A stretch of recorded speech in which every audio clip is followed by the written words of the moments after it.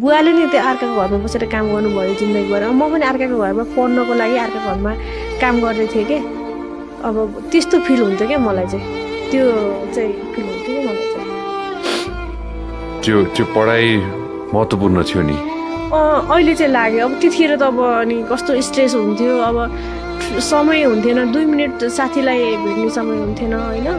अब बिहान 4 बजी उठ्नु पऱ्यो, गोबरहरू फाल्नु पऱ्यो, भैँसीले सफा गर्नु पऱ्यो, पानी खुवाउनु पऱ्यो, कुडोहरू बनाउनु पऱ्यो, दुधहरू तताउनु पऱ्यो।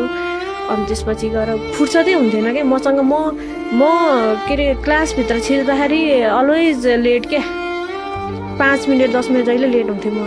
10 बजे क्लासमा छिर्नु पर्थ्यो। अनि म्याकेमिन सर भनेर सधैँभरि क्या।